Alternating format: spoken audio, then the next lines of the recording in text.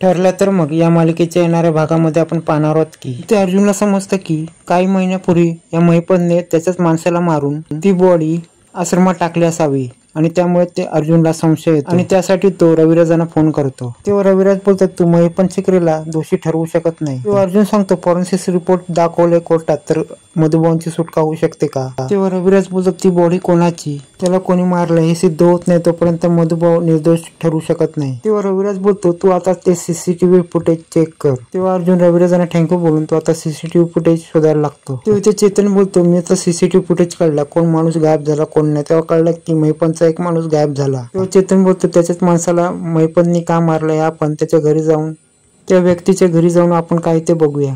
ते इथे कळतं की त्या महिपतने आपल्याच माणसाला मारलेलं असतं कारण की त्या माणसाकडून चूक झालेली असते। महिपतने त्या माणसाला सायलीला आणि प्रतिमाला मारण्याची सुपारी दिली असते पण ती सुपारी त्यांनी चुकवलेली असते। ते अर्जुनला त्या माणसाचा DNA रिपोर्ट मिळतो आणि त्यामुळे त्याला कळतं की हा दुसरा तिसरा कोण नाही, महिपत शिकरे ह्यामध्ये कारणीभूत आहे आणि महिपतने ज्या माणसाला मारलं असतं त्याचाच तो DNA रिपोर्ट असतो। इकडे चेतन पोलिसांना सीसीटीव्ही फुटेज दाखवतो आणि सांगतो हाच माणूस तो गायब झालाय आणि हा माणूस तो आणि ह्याची तिथे बॉडी मिळालेली आहे आणि माणूस हा तोच आहे आणि महिपत शिकरेने त्याचा खून केला आहे सीसीटीव्ही फुटेज मुळे कळतं। इकडे महिपत दामिनी वकीलला बोलतो हे मॅटर करायचं तुम्हाला कोणी सांगितलं, मेलेल्या माणसाच्या टाळूचं लोणी खायचं होतं ना, आता बघा काय झालं। अर्जुन अशा माणसाला पकडतो ज्या माणसाला दामिनी वकीलने टिप दिली असते, त्याच माणसाला सांगितलं असतं की तो मुर्दा ती बॉडी आश्रमात आहे आणि त्याचा वास येतोय। अर्जुन त्याला सांगतो की तू कोर्टात सांग की साक्ष दे की दामिनी वकीलने सांगितलं की दामिनी वकीलने तुला टिप दिली होती। ते अर्जुन सगळे पुरावे घेऊन दामिनी वकीलकडे येतो आणि बोलतो तुमचा आता खेळ संपलेला आहे। ते अर्जुन दामिनी वकील सांगतो की तुम्ही 3 गोष्टीमुळे अडकलेला आहात, यामध्ये असं आहे की महिपत शिकरे कोणी आणि ह्या तुम्ही केसला टर्निंग पॉईंट दिलेला आहे आणि फॉरेन्सिक रिपोर्ट मध्ये असं कळतं की खून 3 महिन्यापूर्वी झाला आहे आणि त्या टायमाला मधुकर पाटील जेलमध्ये होते आणि DNA मध्ये समजतं की मधुकर पाटीलच्या जवळचा तो कोण व्यक्ती नव्हता आणि हा मृतदेह महिपत शिकरेचा राईट हँड माणूस म्हणजे त्या माणसाचा आहे हे सिद्ध झालेले आहे। आणि तिसरं म्हणजे तुम्ही महेंद्र माणसाला ही बातमी सगळीकडे पसरवलं आणि पोलिसांना सांगण्यासाठी तुम्ही त्याला टिप दिली होती। तेव्हा ते दामिनी वकील बोलते ह्याच्यात माझा काही संबंध नाही। तेव्हा अर्जुन बोलतो मग तुम्हाला खुनाची टिप कोणी दिली होती आणि तुम्हाला कोणी सांगितलं खून झाला, त्या माणसाला तुम्ही तिकडे का पाठवलं। तेव्हा दामिनी वकील बोलतो माझा ह्याच्यात काही संबंध नाही। तेव्हा अर्जुन बोलतो तुमचा खेळ आता संपलेला, आता आपण कोर्टातच भेटूया। आता अर्जुन दामिनी वकीलला चांगला अडकवलेला आहे आणि विलास मर्डर केस कमजोर केलेली आहे। इकडे अर्जुन साईला बोलतो तुझी तब्येत लवकर बरी कर कारण की लवकरात लवकर मला या केसमध्ये डोकं घालता येईल। इकडे महिपत प्रियाला भेटायला बोलवतो आणि तिथे साक्षी पण ऍक्टिव्ह झालेली असते कारण की भरपूर दिवस गप्प बसलेली साक्षी आता ह्यामध्ये आता तोंड घालायला बघते।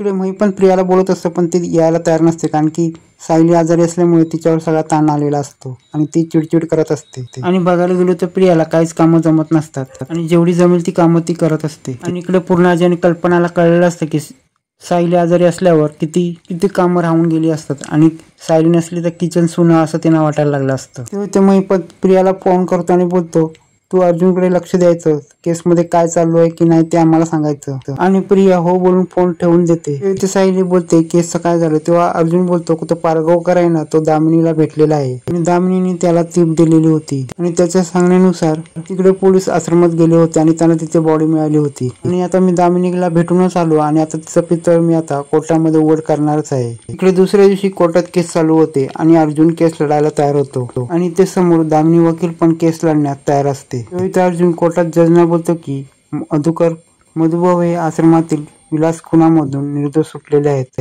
पण मधुभाऊ हे निर्दोष सुटले कसे हे समोरच्या पार्टीला आवडलं नाही म्हणून त्यांनी परत त्यांना दुसऱ्या केसमध्ये अडकवण्यास ठरवलं आणि दामिनी वकीलने त्यांच्यावर दुसरा गुन्हा दाखल केला आणि मधुभाऊंच्या आश्रमामध्ये एक माणूस त्यांच्यानी मारून ठेवला आणि तो माणूस 3 महिन्यापूर्वीच मेलेला होता आणि असा प्रश्न अर्जुन कोर्टात उपस्थित करतो आणि अर्जुन बोलतो याच्यावरून समजते की मधुकर पाटील हे पहिल्या केसमध्ये सुटले आणि त्यांना परत अडकवण्यासाठी हे सगळं त्यांना या सगळ्यामध्ये महिपत आणि दामिनी वकीलचा हात होता। तेव्हा जज अर्जुनला बोलतो तुमच्याकडे काय पुरावे। तेव्हा अर्जुन बोलतो मी पुराव्याशिवाय काय बोलत नाही। तेव्हा अर्जुन जजने सांगतो की आश्रमात जी डेड बॉडी सापडली ती कोणी मारली, का मारली हे सगळं मी तुम्हाला सांगतो आणि त्याच टायमाला सगळे अर्जुनकडे बघत असतात की अर्जुन आता काय बोलणार आहे। तेव्हा अर्जुन बोलतो ही डेड बॉडी कितव्या दिवशी आणि किती महिन्यापूर्वी तिथे ठेवण्यात आली हे सगळं तुम्हाला मी सीसीटीव्ही फुटेज आणि DNA फॉरेन्सिक DNA रिपोर्ट या सगळ्यांनी तुम्हाला दाखवणार आहे आणि अर्जुन ते सीसीटीव्ही फुटेज कोर्टात सादर करतो। या सीसीटीव्ही फुटेज मध्ये दिसतं की 4 गुंड उतरले आणि तो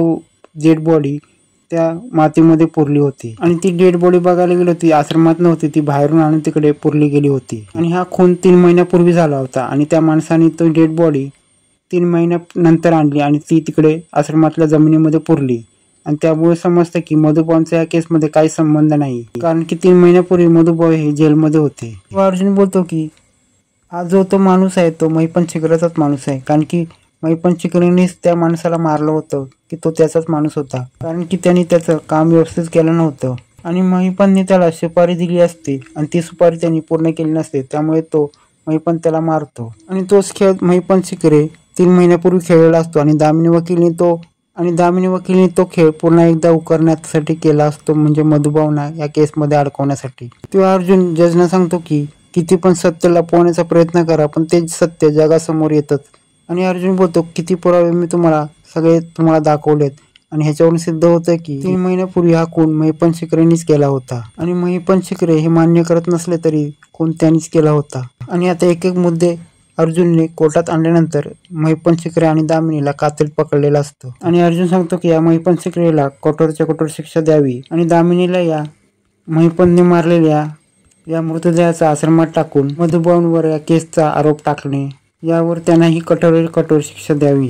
त्यापुढे आता महिपत शिकरे आणि दामिनी वकीलला आता जज काय शिक्षा देणार, दामिनी वकीलची सनद रद्द होऊन तिला काय शिक्षा मिळणार हे पुढे पाहणे रंजकच होणार आहे.